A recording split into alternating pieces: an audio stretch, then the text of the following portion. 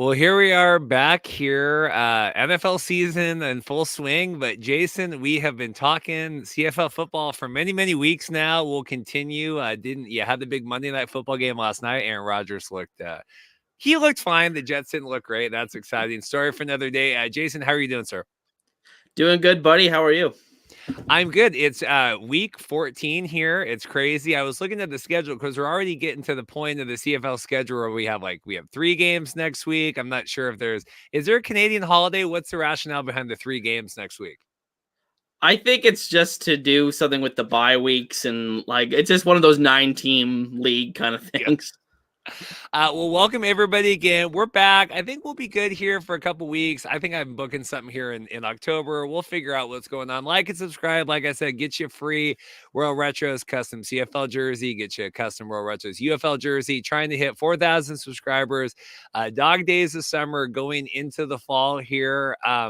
Jason, caught up on everything today. This was a really, really exciting weekend of football. Really, we were talking before we came on, packed crowds. I know Duncan, everyone, the ratings have been great. Like, is the CFL, dare I say, like hot again right now? It feels like it's got a lot of momentum.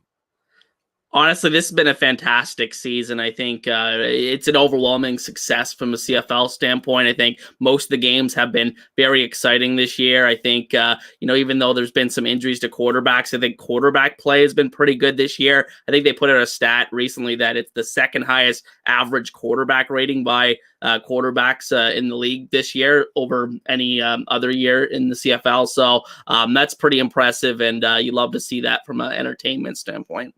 Well, it's interesting, and obviously, week 15 here of the CFL versus week 1 in the NFL, but there was a lot of that going in here. I've seen a lot of storylines coming out of the first week of the NFL is, again, preseason and quarterback play getting slow coming out and scoring's down and kind of all that stuff. Again, obviously, we're mid-season here with the CFL and not quite apples to apples, but like all of these games were killer. Really came down to the end. Go Lions here. I saw packed crowds. The Banjo Bowl looked packed. And we were going to talk here about the Alouettes game, but like, holy God. I mean, that is right. From my understanding, Montreal was always one of those BC, Toronto, and Montreal, right? Of like these weaker franchises, right? And we kind of, the rest of the team, you get the Saskatchewans are kind of pulling them along. Part of it is obviously PKP coming in, new ownership. A lot of it is just them being a really good team. We're seeing crowds go back into Edmonton here, right? They kicked the snot out of Calgary, and I think, what's his name? Logan Bonner threw another interception. I think I just heard here a few minutes ago, but I think it's remarkable just to show the turnaround, especially like Montreal and here Edmonton kind of building back. Like, it's not the Edmonton name. It's that the team was garbage, for the last couple years here. And I think you can rebuild. You see the Lions, and it's not just the concerts, but like talk about, I guess, just seeing Montreal. Was it sold out? And the Joey Alfieri, friend of the show, posted, right before I think the end of the first quarter. I saw his photo. I mean, you couldn't fit another person into those stands. Yeah, for sure. It's great to see. And I think, it goes along to what I've always thought is that, as you said, the three markets that everybody points to that traditionally struggle in the CFL in terms of attendance, BC, Montreal, and Toronto. I've always thought that, BC and Montreal more of a in relation to team success, whereas Toronto's had some good years and they just haven't been able to really get that attendance to really grow in a substantial way. Last year they had, a pretty good growth with the great season that they had, but I'd be interested to see what the numbers are this year for them. But like I said, I think, Montreal, now that they have a relevant team again, they have solid ownership behind them. They went through a really rough patch, like before, the Vernon Adams era in Montreal a couple of years ago. They were in a really rough position as a franchise. They had missed the playoffs, I think, like 5 of 6 years or something like that since Anthony Calvillo had left. So they were in a rough spot, but I think at the end of the day, they are in a really good position right now because of the recent success they've made on and off the field. Yeah, we got a lot of feedback. We don't get too many like negative, but a lot of, we were talking last week, and I have my take about the noise and the noisemakers, and I still maintain it makes it feel a little bit, county fair, whatever, right? I think that everything else aside from that, like the CFL feels like a really hot product right now. I mean, at least from my, from my perspective here in the States and watching, I have people texting me, how can we watch the games? I have other players, texting me like, hey, my friend's playing for the Argos, or I got this guy starting here. How can we watch? We're still fighting through that CFL Plus and, the CBS Sports Network and kind of all of that. It's not quite ideal, but I don't know. I just think it's really cool. We've kind of ridden through the doldrums coming out of COVID, and I would be the first to say that those seasons weren't the best. Kind of from a gameplay, it took a while to get back, but it feels to me like it's probably the best it's been in at least the time, obviously, that we've been covering it, but at least in the last few years, it's really exciting. We have a question here about MBT. We will talk. Yeah, he played. I think he's not going to play this week, but the Elks. We'll talk through all that stuff. Let's get to, I guess we can just look at the standings real quick, because I should have had this ready to go here, because I want to talk. We have the Alouettes, the big Alouettes Lions game here, but Winnipeg here still top of the West here. BC clawing away with all that, and Ottawa here is like the hottest thing in the history of the world here at this point. I mean, the Toronto game, we'll talk about that, but just flying around around the field fast, getting interceptions, playing hard defense. I mean, that to me, biggest, I guess, shocking storyline right now. If you were to ask me, we expected BC to be good. Okay, Winnipeg, they were kind of poo-pooey here at the beginning, but they've kind of built their way back up. But Ottawa here looking like a really, really competent football team. Is that your surprise, or what's kind of just a snapshot view here, your most surprising thing here September 10th?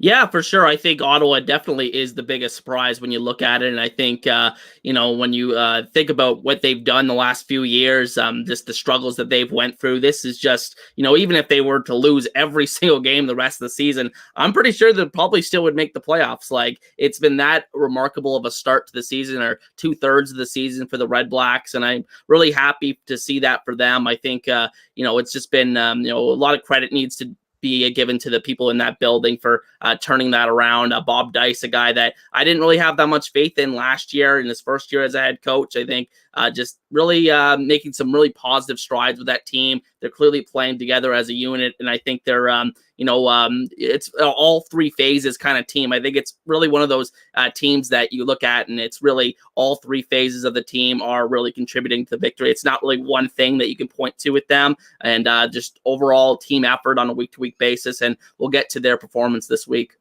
Yeah, and I think I was reading that if Ottawa, because I got the emails out, if Ottawa in Hamilton this week, if they win, I think they clinch a playoff spot. I mean, I think that it's that close to them clinching. And I was thinking about this, obviously, and we'll transition here to the Lions game, but, God willing, the Lions make it to the Grey Cup. God willing, the Lions win the Grey Cup. There will be a lot of narrative of like, well, they really bought this, right? I mean, they brought back Nathan Rourke, and they're kind of circumventing the cap, and they got Matthew Betts, and they have Vernon Adams there. And they're really kind of all that stuff. Ottawa's doing this, like you said, just Sean Burke and them, just strong team building, Drew Brown, they got him from Winnipeg coming in here, like, because in my mind, you would want, Montreal and BC to be in the Grey Cup, right? I think that would be the Mark Cast most, not, no offense to the Hamilton Tiger Cast. I don't know if they're going to, I don't think we can get it this season, Jason, but no.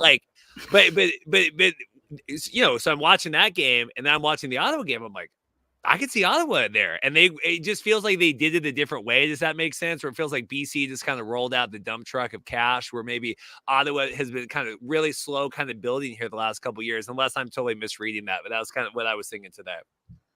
Well, I think with Ottawa, you get the new quarterback in there. I think that really helps. And the fact that, Drew Brown did suffer an injury earlier this year, but he only missed a couple of games. That's been a thing that's really plagued that franchise the last couple of seasons. Obviously, Mazzoli suffering back-to-back season-ending injuries, really crushing blow to this team the last couple of years. Who knows what they could have been. I don't think they'd be as good as they are right now, but they certainly could have been better than they were the past couple seasons if their quarterbacks had stayed healthy. So I think just getting Drew Brown and bringing him into the building, I think that brings a new life into this team. And I think, other aspects of the team, retaining Bob Dice when some people thought maybe they should have moved on after the rough first season that he had. I think that was a very wise decision. Sean Burke really putting together a lot of good pieces, carrying forward a couple of pieces from previous year's team. So I think that's been a big reason for their success this season.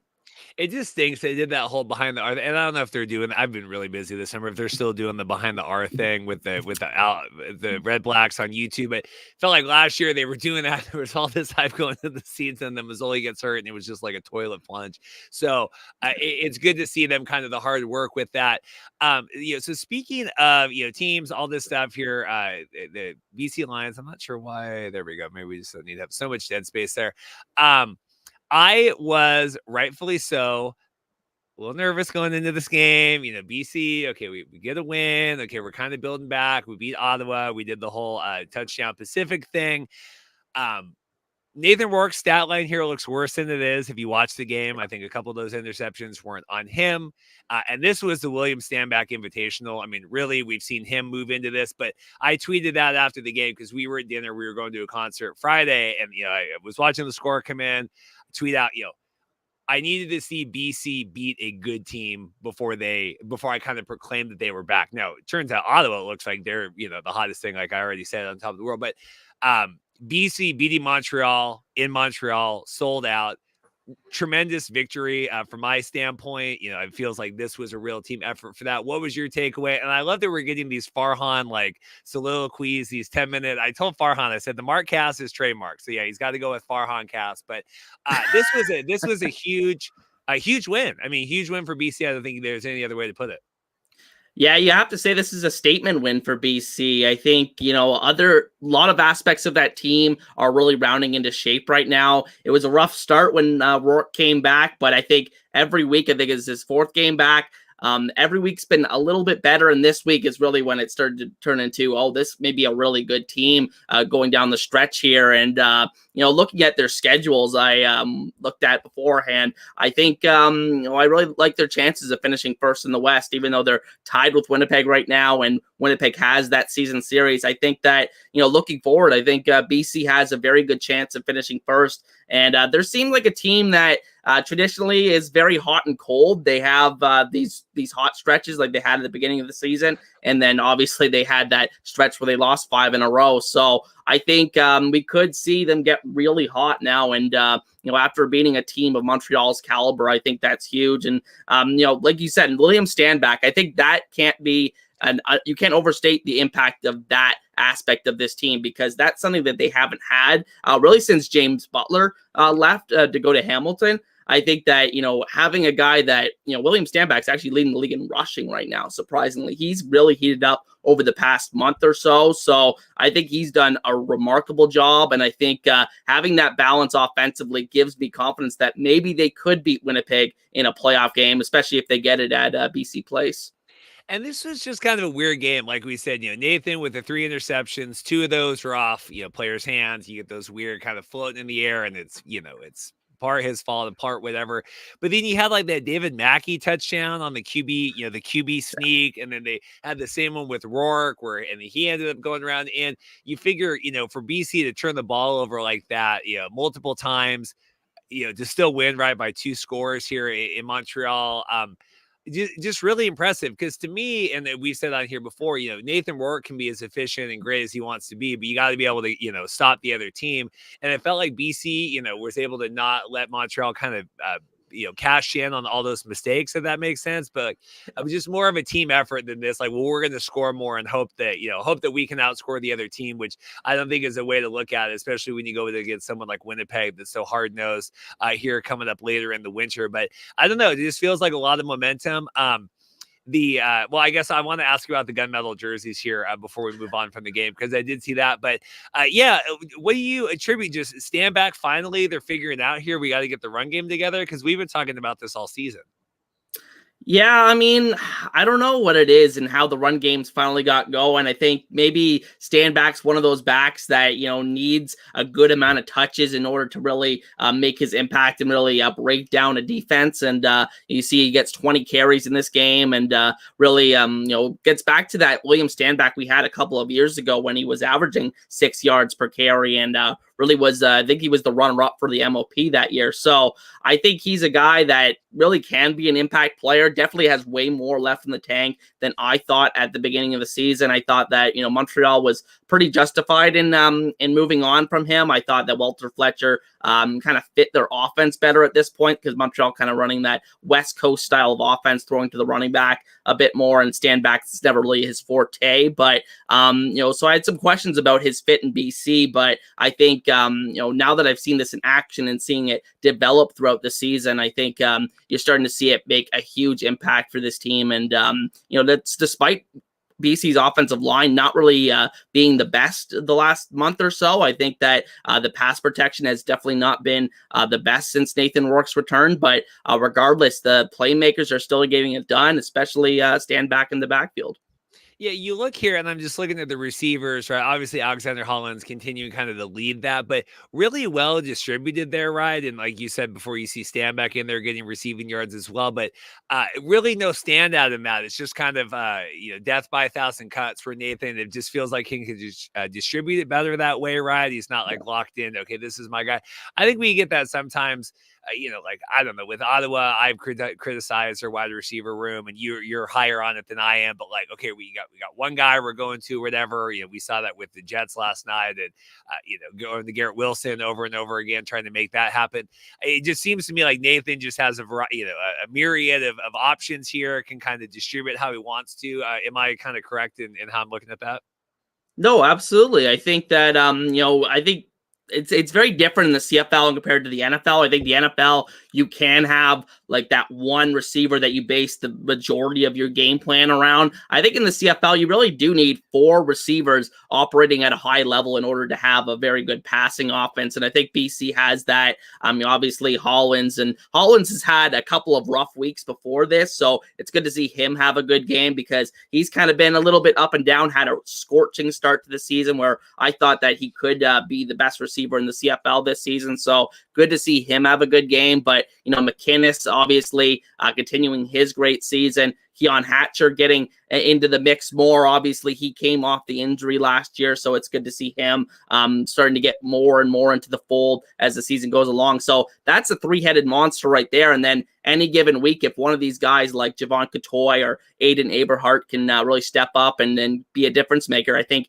that's huge and really necessary in the CFL game to have success throwing the ball on a weekly basis.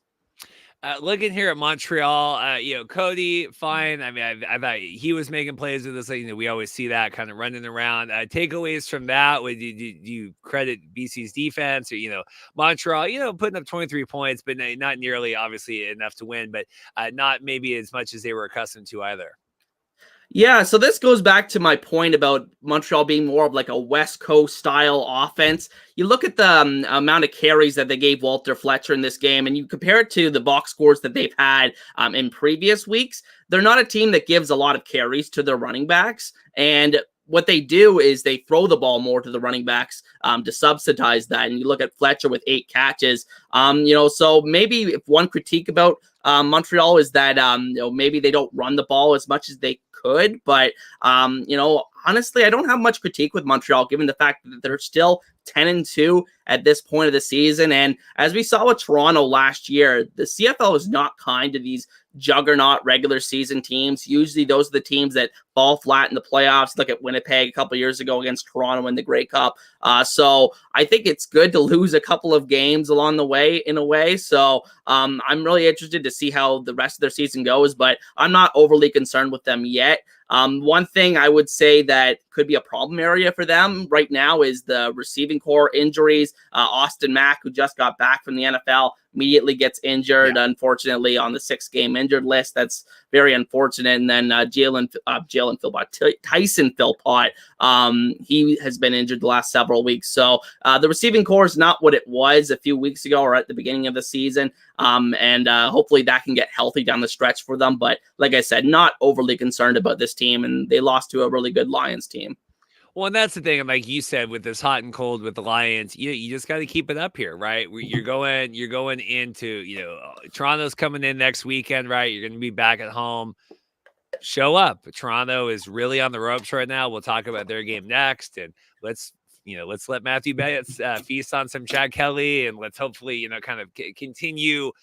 I don't know if it's a downward spiral of Chad Kelly, and it's certainly interesting. We were talking about the Toronto of it all, and, I don't think people are super high on them right now, just given kind of all of that stuff off the field. But, yeah, no, like nothing, like you said, nothing, don't take anything away from Montreal. Like, lost a really good team. I just left here really wanting to see this game again, whether in the Grey Cup or whatever, but just really exciting to see two teams kind of ascending, and with Rourke finally kind of getting back to it. We've had all of this, and it was funny. I think someone posted on Twitter, I don't know if it was the CFL Reddit or whatever, but you had the Austin 316, right? That was the shirt he wore for a long time. And I don't know if you're a wrestler, but wrestling fan, but it was, they talk about John 316, Austin 316, said I just whipped your ass. And that was his saying. And they need to make a Rourke shirt that says Rourke 31-6, and then they say, hey, thanks Farhan. That's all I have to say. But good to kind of get back to football. Any other takeaways from this game? No, I'm just trying to think of this team. These two teams have played twice this season. I think they may actually be playing again this regular season coming up, but I agree. This would be a great Grey Cup matchup. Obviously, we're both going to be there. I think I would be more than happy with this matchup. Probably the happiest of any possible matchup going into the Grey Cup this season. There you go, week 20. That'll be a big one. Could be in contention, there for the, trying to get first in the West or kind of sap that. The other thing, I saw the tweet last night, and I got the email today. The gunmetal jersey is coming back to pre-order. I'm torn. I don't want to be like a Mark and like, oh, I got to get the Nathan Rourke, whatever. Are we excited the gunmetal jerseys are back? And I wish we could do some other, maybe you can do the customizations of the other ones. I didn't really look, but like, I don't know. That feels like so basic to get a Nathan Rourke gunmetal jersey right now. Yeah, I'm just doing a quick Google search of what these look like. I gotta remind myself. Because you got to look at the ones from the past. Like they're just showing, but it's funny. Like they brought Nathan Rourke back, and they're like, "Well, you've been asking for these. We're gonna sell. We got to pay for that marketing budget. Like we got to start printing some jerseys." But I think that's cool. I think people have been asking for them. I wish I was on like a list, like maybe a Donnie and Dahl or whatever, that we could get some jerseys. I don't think we're quite at that level. I told Baker that at one point when they came out with the blackout and the fog ones, and I said, my goal is to be in a list someday where I'm included in that, where I get sent the jerseys to show off. But I don't know. I think it's cool. I think people like that. I'm excited. People have been asking for them. They were going to wear them against Toronto, and it's the 70th anniversary. I mean, a lot of big stuff here coming up with the game on Friday. Yeah, I'm always, I'm always happy when teams bring new jersey to the fold. I think there's no really harm in it. I think that, like you said, it can boost merchandise sales. I think that's an important thing for a club. I think just to get some renewed interest in the brand. I think, even though BC has changed their jerseys a few times in recent years, I think that, a special edition jersey like this can't hurt. But I'm not too enthused by the jersey itself. I think that I prefer like the away jersey that they have right now as, a gray uniform. I'm not a huge fan of the Hamilton's gray uniforms, the Made in the Hammer jerseys. A lot of people like them, but I'm not a huge fan of those. I just prefer the regular homes. But I think ultimately, I think it's harmless to experiment with new jerseys every now and then. I'll tell you, those Edmonton ones are so fire. I love those. I was watching the game today with the Calgary. I mean, they're just really, really hot jerseys. Let's move on here. This is one of those things, like I see the score, and because I had a wedding. I had a destination wedding on Saturday. I had to get up early, drive out there, and then spend the night. And I'm seeing the score. This very nearly could have been 50 or 48 to 20. Where if what's his name? What the hell is his name? I'm totally spacing the guy that played for the Lions. Who the heck is Dominic Rhymes? If Dom Rhymes hadn't dropped the ball at the 1 yard line, got it punched out. This is very nearly like a 50 burger by Ottawa on this. Chad Kelly, is Chad Kelly washed? I mean, I put in the group chat like Chad Kelly, more like Ass Kelly. I mean, this is just horrendous. Well, I like to think that it's kind of like a karma thing. Like you see how Deshaun Watson's playing in the NFL, like, and just like I don't know, like Deshaun Watson. The thing with him is he had the year off in between, and when he came back, like I wasn't expecting him to light the world on fire, but maybe like by now you would have expected Deshaun Watson to kind of be back a little bit to the player he used to be, but it just hasn't been the case. So maybe we're seeing a similar thing develop here with Kelly, but I mean, I think there's still enough good stuff here. Just seeing him in person on Labor Day, he definitely had some off plays. Like there was one that he ran into the back of his own offensive lineman. He basically did the butt fumble without doing the fumble. But I think ultimately, the interceptions are concerning. A couple of them weren't his fault in this one, obviously the deflections, but sometimes those are on the quarterback as well, just being off target throws that get popped up into the air. So I don't think he's completely washed or anything like that. I think we definitely need a better sample size or bigger sample size going down the stretch here, but it's definitely a different vibe from what we saw last year with them when he was just nothing was going against him last year. There was no adversity he faced throughout the entire season. I believe he was 15-0 in the regular season last year as a starter or something like that, something insane like that. So because then they ended up pulling him, right? Like once they clinched, they pulled him, and then we had that whole debate. Yeah, he was very. I don't think he had lost yet in the regular season. Yeah, so it's like, he's already faced so much more adversity in these first three starts coming back. So we'll have to see how he responds from that. Obviously, as illustrated, not to be the most mature guy in the world. So we'll see how he deals with that down the stretch. But the Argos, I think one concern I would say with them is their offensive line compared to last year. The offensive line was ridiculously good last year. I think they allowed 13 sacks in the games that Chad Kelly started last regular season. They've already allowed 10 in 3 games. I forget who tweeted that, but that was one stat that really popped out to me. So, that's definitely a concern going forward because having that elite level protection is definitely not a given in today's CFL. It was just really a comedy of errors where save for the Dominic Rhymes kind of punch out there at the end, the end zone. Like it was every time Chad threw the ball, it went up. Ottawa got it. Where there were fumbles, Ottawa got it. Ottawa would fumble, they would hop back on it. It was like anything in the world that could go right went right for Ottawa for the most part, and then everything that could go wrong. Where and we saw this last week, and Chad just finally gets to a point, and he's just kind of running through guys and trying to push and trying to press and throw the ball down the field, like you said, getting into these deflections or it pops the hands and goes out. Someone else grabs it. It just felt like anything in the world that could have gone right for Ottawa, for the most part, did, and everything for Toronto. Ottawa, right, undefeated at home this year, which is insane because I think it was even as early as last season. They were on like the home where they hadn't won at home in 2 years or whatever. They were part of that with Edmonton, and like what a turnaround for them. I mean, like I said, I didn't for years. I've thought like, what is their Ottawa Redblacks identity? What is it like to be a fan? What is their shoot, man, they were flying around the field, jumping on balls, tackling guys, just black, kind of running around, black uniforms. Like, it felt really cool. It felt like years ago when I turned on, it was the first Montreal game that I saw, and their defense was insane. And you had the Sewells of the world, and like they're tackling guys and pounding guys. I'm like, man, like, okay, like Montreal, like they're a really like hard hitting defense. Like that's where they're going to go. I just felt like Ottawa was all over the field. It felt like they were scooping up everything. Just really exciting team to watch, where Ottawa has really not been exciting at all to watch the last couple of years. Yeah, you're right. I think the energy with this team is very apparent when you look at it on a week-to-week basis. They're playing extremely hard for their coach. I think that the defense is hitting really hard. I think they're forcing turnovers, which is always a great combination to winning football games. No matter what their offense is doing, and their offense has been, in general, taking care of the ball this season, improved quarterback play from what we've seen the past couple of years with them. All of it adds up to being, what is it, 8-3-1 football team right now.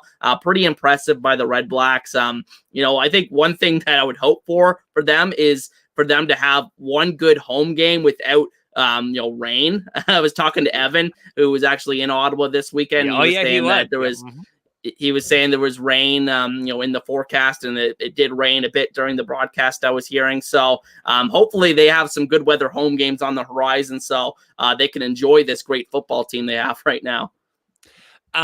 In terms of, I'm just trying to look here and compare. Obviously, the Drew Brown and all this. I mean, this Chad Kelly line is insane. 36 of 56, 463 yards. Obviously, throwing all the the interceptions, but it's not like they weren't moving the ball. It's not like they weren't trying. I don't know. I saw the afterward at the end of the game, Bob Dice shaking Dinwiddie's hands. And, Bob Dice, coach of the year for me right now. I don't know if you disagree with that. But I don't know. Like, I don't know what Toronto does here. Obviously, once you get behind, you can't run the ball. And we see all that. But, I mean, 36 attempts for Chad Kelly is pretty insane stat line to see. Yeah, especially when you have a really good running back in Kadeem Carey. You'd think you'd want to give him the ball a little bit more, but like you said, the game script kind of dictated being down that many points in the first half. Like, what were they down 31-3 at halftime? So you really had to throw the ball at that point. And the fact that he kept on throwing pick sixes, got them right back on the field for even more pass attempts. So 56 passes is way too many passes for any quarterback to be throwing in a CFL game. I think the sweet spot is around that 30 to 35 attempt mark. I think that's really an ideal thing if you want to have balance on offense. So I think ultimately, the Argos, not all hope is lost with them. I think that Chad Kelly, he's still moving the ball, like you said. I think they still have enough playmakers on, that side of the ball to be competent. And I think there was a couple of passes. There was one to DeMonte Coxey that he just missed that would have went for a touchdown. So, I mean, if they clean stuff like that up, and especially the turnovers, I think they have a chance to turn it around. But, I think this week is going to be a huge test for them on Friday night going into BC. Traditionally, East teams do not travel well to BC play, so we'll see how they show up in that one. We got Blake checking in here and saying, how's it going? Long time no talk. And he's chatting in with you, asking me, when am I going to BC again? I might be going to that. I'm just looking at my schedule, and I want to make sure that I have this. Where is did I look at that wrong? I don't know. That's Saturday, October 19th, Montreal at BC. I could be there. Yeah, that seems easy. We do an early flight up, games at 4. I think that would be fun. Better than the Friday night drive we did last year that took like 4.5 hours. Yeah. And we got to the hotel literally as kickoff was happening. Luckily it was across the street from BC Place. So we just like threw our bag on the bed and just ran across the street. But that might be a little bit easier, but I just put that on my calendar, October 19th. That could be a big time game here. Calgary is going to be at Seattle playing the Kraken, but we might be going up there to BC. We'll see. In terms of, like we said, the defense, Damon Webb here, right? Two interceptions. Were both of those pick sixes for the Redblacks? I mean, he just had an insane game. Yeah, that was the first time in franchise history, actually, that a Redblacks player has returned 2 interceptions for a touchdown in the same game. So, and I think that's one of only 8 players in CFL history to accomplish that. So, pretty rarefied air. Heck yeah, for him. Anything else on this one? Like I said, to me, Bob Dice. Do we do Coach of the Year in the CFL? Right? Would you put Bob Dice on there right now? I think you kind of have to have him as the favorite right now, just given the baggage that this team has had the last several years. I think, that's usually what the Coach of the Year goes to in sports. You look at the NHL, for example, it's always the team that's the most surprising, that overachieves the most in the people's eyes, that usually wins that award. And I would say Bob Dice is definitely the favorite right now. All right. Anything else on this one? No, I think let's move on to the other two. We've seen this before. Saskatchewan starts hot, downward spiral, lost the Labor Day Classic, lost the Banjo Bowl. Winnipeg, top of the West here. It's like they never left. Thoughts on this one? Because obviously it's not the same team when you head coach, but like we've seen this script from Saskatchewan the last couple seasons.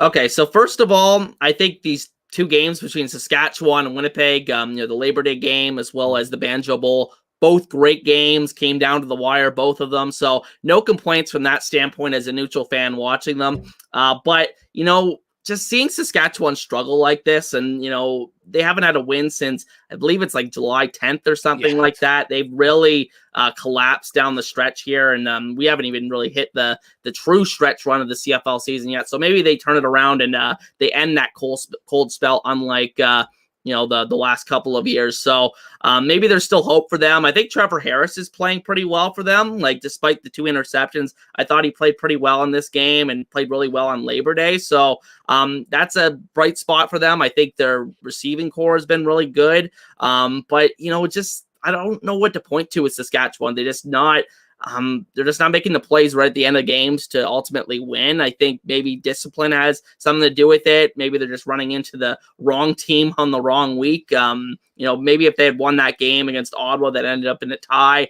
things could have been a little bit different for them. But it's just tough to see them falter week after week, just given the fact that they are a better team than what their record shows right now, in my opinion. Trevor Harris looked pissed. I mean, just looked really upset. You figure, Winnipeg comes into your home last week, wins. You go to Winnipeg, lose. He did not look happy. Corey Mason didn't look happy. Obviously, just disappointment. I mean, it's not like there's any craziness in that, but it's just. You knew it wasn't sustainable when they started the season. What was it, 6-0 or whatever? Like, you knew that wasn't sustainable, and obviously they were going to face some adversity. But it's really come tumbling down here. And Winnipeg, Caleros looks like he never left. Really efficient here, 24-31. We saw the Strebler injury. Do we know how long he's out for? Where was it? James is saying that. They were saying Jeff Hamilton, friend of the show, love Jeff, that they might have Cornelius come back because of the injury to Strebler. Is he out for the long term? I hadn't seen that yet. I haven't seen an update on the injury, but it looked very serious. It looked really, really bad. I don't think people are gonna agree with me necessarily, but I don't necessarily think it was like the most dirty hit in the world. I think that during that short yarded situation, I think sometimes that just happens. You're just really trying to do anything to kind of stop the forward momentum of the ball carrier. So unfortunately, it was Miles Brown, who's been he's the guy that injured Drew Brown earlier this season. And he's the guy that didn't headbutt, but made head contact with Zach Caleros the week before on Labor Day. So it's unfortunate that he was involved yet again, but I don't think this particular hit was necessarily a dirty one. Hopefully Strebler can return at some point this season. Wish him all the best. I think he's, in all accounts, a good guy. I think that, it's really cool that he came back to the CFL, just given, what he went through in the NFL, just bouncing around a little bit down there and staying down there for a bit. So, I wish him all the best, but I think at the end of the day, it's tough to see him like that. But I think, Saskatchewan, it's unfortunate that they're the team that always keeps getting wrapped up in these kind of dirty hit incidents. Obviously, the Garrett Marino thing a couple years ago. Don't want to rehash that too much, but it's just unfortunate that it always seems to be them that kind of become the target of this, and they kind of have to try to defend their players. So. Well, speaking of, Evan had just posted this in our group chat. We have some breaking news. Strebler, this is from his Instagram or his social media, tore 3 ligament tears in the Banjo Bowl. So it sounds like this just came out. Evan just posted this 3 down. So certainly not good for him. So yeah, maybe it's Corn Dog, maybe it's someone else, but certainly doesn't look like he's going to be playing anytime soon. Thank you to everyone who's reached out over the last couple of days, especially my teammates. Just stinks. Like you said, he comes back. It's the big, oh my gosh, the hero return. And we have the social media post, right, with the cowboy hat and the jacket or whatever. And Strebler's coming back. But I agree. Didn't feel like it was that dirty. I feel like the short yardage in the CFL is so set up for the offense anyway, with the yard off the ball and all that. Like, it's damn near impossible. Like you said, you're just doing anything in the world to try to stop that. It was kind of like Philadelphia with the tush push, where like, if you're the defense, you're anything in the world you can do, and lunging and jumping and diving and whatever to kind of stop that. Thoughts on Strebler here? Probably out for the season, right? Got to be not good. Yeah, that's terrible to hear. I mean, anytime you're talking about knee ligament damage, I think you're talking about months, not weeks, in terms of recovery. So, all the best to him and his recovery. Hope to see him back in the CFL next season. In terms of the what they could do in terms of the backup quarterback situation, the short yardage quarterback position. Taylor Cornelius is not the worst option in terms No. of that. I think that he was very poorly utilized in Edmonton. I thought he really should have been used as the short yardage guy from the very beginning of the time he got there, because that's what you want in short yardage, is a bigger guy that has that reach and the ability to get across the first down marker. So I think he could be effective if they bring him in that capacity. I'm kind of shocked that he wasn't brought in by any CFL team this offseason. I just thought somebody would fall in love with the physical tools, but I guess the game tape was just really that bad from his time with Edmonton. But yeah, I don't think it would be the worst move. So it would be interesting to see what they do in terms of that short yardage quarterback situation. Well, yeah, because that's what they always say. Like, oh, Cornelius, he's just so big. He's just so tall. Like, he's just so, and you're like, yeah, but he's not. Like, okay, so let's sign all these receivers to $500,000 deals or whatever the heck it was. Was it Kenny Law? Wait, wasn't he there? Who was the guy there? Was it 2 years ago? Yeah, like, let's bring him in for $400,000 and have Cornelius. It's like parking the Ferrari in front of a trailer park. Like, it's just not going to work out. So anyway, back to this. Claros looking good. This is just like a Winnipeg game, like nothing really outstanding. Oliveira got some yards, Lucky Whitehead doing a little bit. Like they win. The defense, they had the blocked punt on that, right? Returned. That was part of it. A couple different swings that way, but Winnipeg does just enough, and they're not going to give up the ball too often. And any other takeaway from that? I mean, it just felt like this kind of your standard Winnipeg win, and really seemed to be in control for most of it. Yeah, it's just a classic Winnipeg, the way that they've been playing the last month. Like, I think they've won 5 in a row now. It's been really special to see them turn their season around. I kind of left them for dead. I thought, maybe they can get it together and make the playoffs, but it looks like they're going to be, charging their way to the top of the West Division once again. So we'll have to see how that plays out down the stretch. But I think, the aspects of their team that are playing really well right now, I think their defense has been really good for the last 2 months or so. I think we've talked about that on previous shows. I think Brady Oliveira is starting to look like, even though he didn't have the biggest game rushing the ball in this one, he's starting to look like MOP Brady Oliveira from last year. So I think he's really the straw that stirs the drink for them. The passing game is still not as explosive as I would have liked to see compared to previous seasons. So that's something to keep an eye on. Does that really get unlocked down the stretch? Obviously, Dalton Schoen is not coming back, so that's a huge part they're missing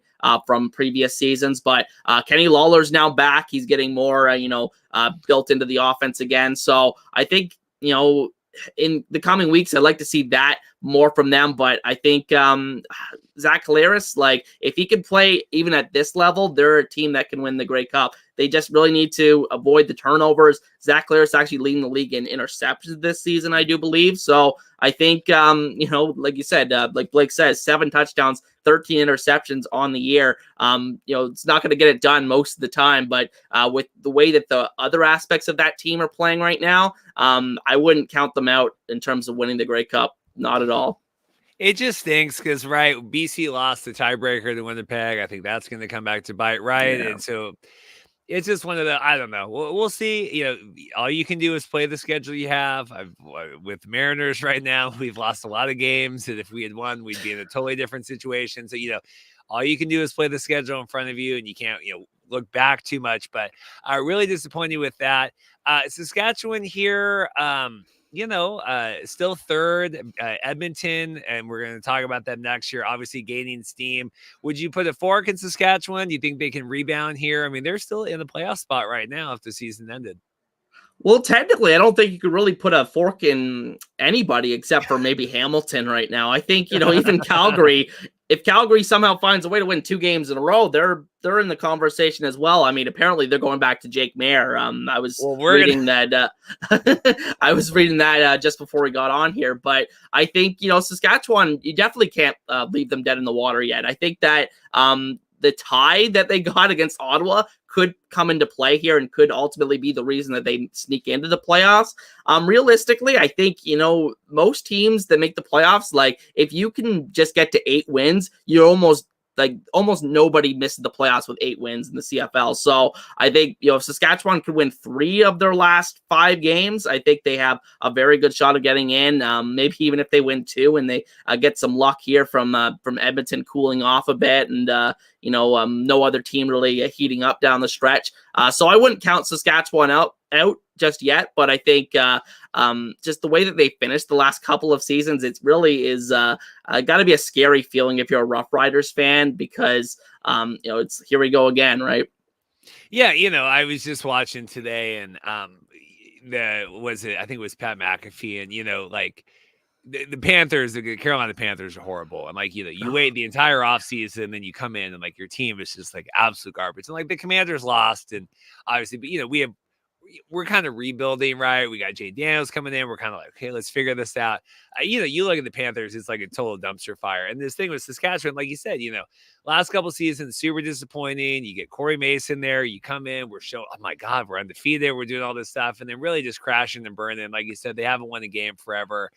Super disappointing. But Calgary hanging in here. I don't know for how much longer. I want to talk about this. And this game, this was the Edmonton Invitational here. I think Logan Bonner and Chad Kelly could probably, could be friends here with the amount of interceptions. Not a great start. I guess okay, first off, thoughts of I don't know if that was official when we recorded the last time, but thoughts on the Mayor benching. We're putting Logan in. We're running with him. Now you're reading, they're going back to him, but the initial thoughts on that, okay, we're sitting Jake, we're trying something else.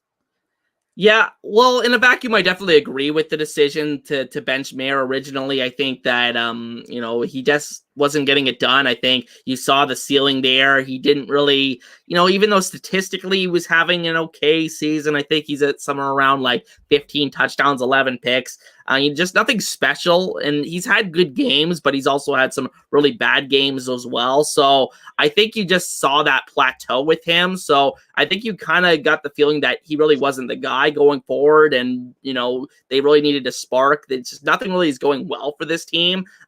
So I don't think it's all on Jake Mayer with how he's played this year. But I think, they needed to make a change at this point of the season. The problem was, I don't think they really had anybody to go to. And I don't think Matthew Schultz is the answer either. Like, just saying as a Ticats fan that's seen in the last couple of years, I bought into the Schultz hype at certain points, but the one thing with him is he always gets injured. Like it's just, you can count on it every single time. Every time that he's got a chance to start like 2 or 3 consecutive games in the CFL, he just always finds a way to take a big hit. He always holds onto the ball too long and, takes a big hit in the pocket. So I don't think he's the answer for more than a game or 2 if they decide to go that route. But, I think for them, unfortunately, they're kind of stuck waiting for the offseason to address this quarterback situation. Maybe they're the team that gets Vernon Adams Jr. I mean, looking ahead to the offseason, maybe they're the team that really needs Vernon Adams Jr. to come in here. And,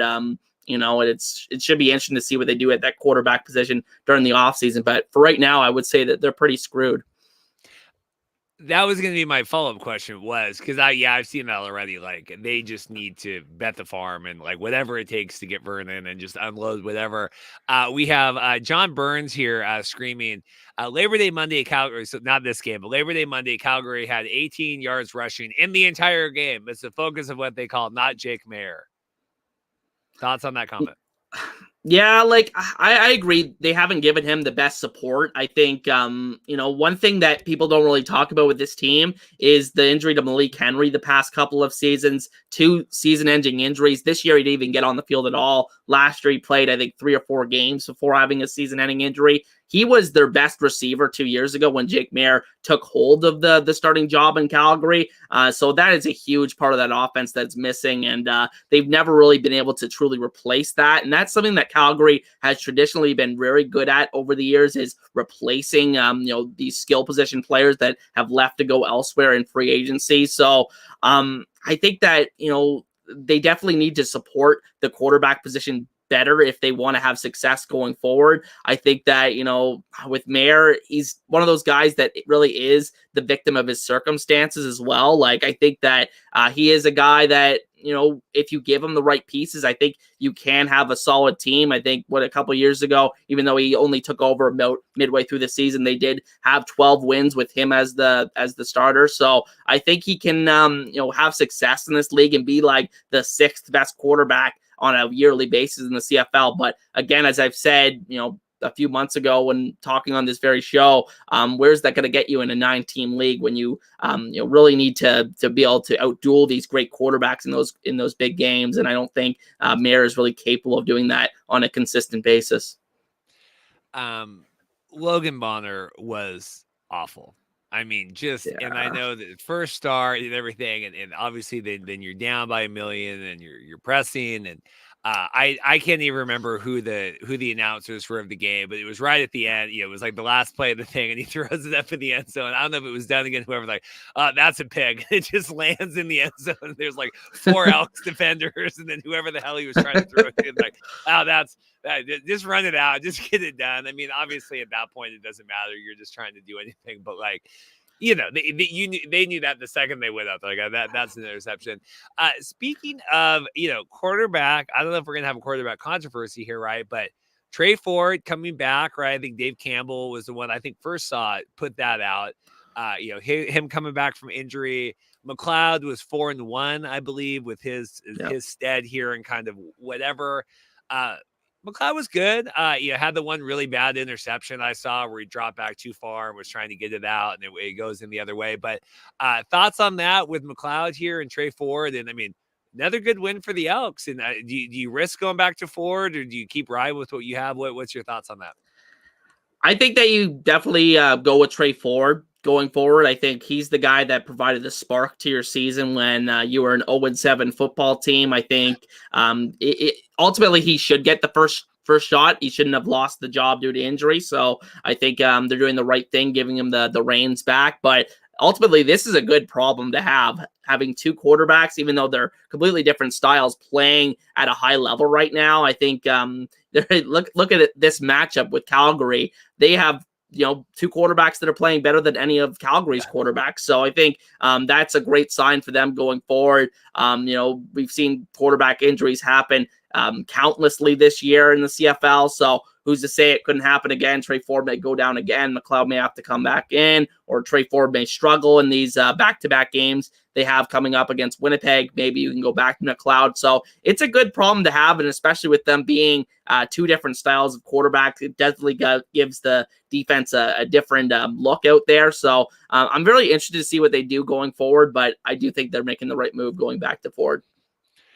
Man, exciting team to watch right now. Hadn't been the case Absolutely. for a while. And like you said, even with McLeod, still exciting, moving the ball. Like you said, they have to trade forward with that spark. But, I mean, this doesn't look like the same team a few weeks ago. I mean, it's exciting. And in Calgary, it is, I guess it's a coin flip.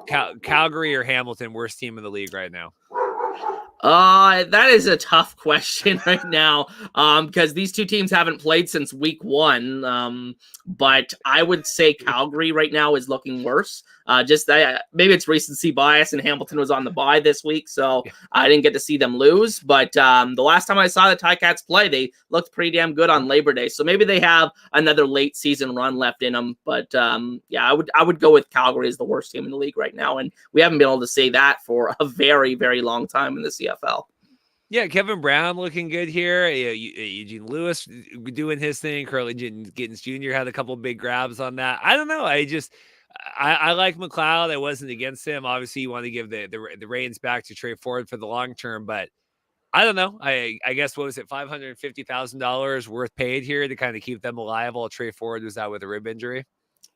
Yeah, I think it was around that salary. It's really impressive to see what they've been able to do. I think a lot of credit has to go to that coaching staff, obviously, because obviously they haven't changed a whole lot in terms of the players during the middle of the season here after the firing of Chris Jones. So I think a lot of it has to do with, the mentality and just the ability to keep that locker room together, because this team definitely could have quit after that 0-7 start to the season, but they scraped some wins together. They, showed that they had some promise earlier in the season where they were losing these close games, just not going their way. And now those games are starting to go their way. And I think one of the things that surprised me the most about them is their defense. I think that their defense started out, like as predicted, pretty bad. But I think when you start to look at the pieces that are starting to develop, a good mixture of veterans in that that defense with those younger players that are starting to emerge. So I've been really impressed with them on that side of the ball. They're at least competent there. And I think on offense, you could even say they're a pretty good offense right now with the way they're playing. Some really good pieces. I mean, when you look at that receiving core on paper, if those guys all get going, you got Eugene Lewis, Curly Gittens Jr., Hergy Mayala is having a great year out of nowhere. I thought he was destined to be retired pretty soon. I thought he was going to fall out of the league. He's had a great season out of nowhere. So I think it's just tremendous what the Elks have been able to do. And I think the most important thing to see there is the attendance go back up. I think to see, even though they closed the upper bowl this year, to see, the lower bowl as packed as it was, or relatively speaking, packed as it was for that game, it was a great sight to see. No, I agree with that. I was going to, speaking of unexpected, raindrops has started falling here. I had this excellent umbrella out here. What's going on? No, it just really excited. But to be fair, and Edmonton's dealers really good. You or I could probably pick off Logan Bonner as well. I think we could probably get an interception or two off of that here real quick, and then we'll look at the schedule, get out here. John Lewis just checking in, big expansion talk. I saw John Lewis just had a UFL expansion video on his YouTube channel, trying to milk as many of those. I go, John, it's the summer. Just the CFL or bust right now. Go watch baseball. Go watch whatever. Hockey's picking back up. We'll see. John Lewis checking in here. I always appreciate that. Let's look here. I'm too far ahead here because I was looking forward to whatever.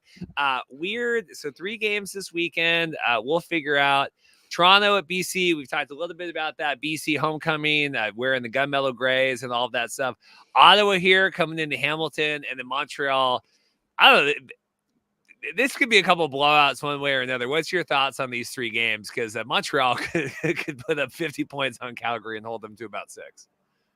Well, I think the theme of this season has been, the parity starting to show up again in the CFL. I think the last couple of years, the last 2 years in particular, there wasn't any changes to the standings. We were talking about that at the end of last year, that no team had changed their spot in the standings. I think you've seen this year the bottom teams get closer to the top tier teams. Even Calgary earlier this season, if you think back, they went into Montreal and they had a big halftime lead, and then they completely blew it. So I think that if they can, replicate the start of that first half in this game, I think maybe they can give Montreal a game. I think they've actually played substantially better at home this year than they have on the road. Don't believe Calgary has a road win this year, but I believe they have a winning record at home. So I think they may have a chance to keep it close in that one. I'd have to see the line, but maybe if it was a crazy spread, I might take Calgary with the points in that one. So, I think that game could be interesting. Ottawa and Hamilton, I'll be at that game. That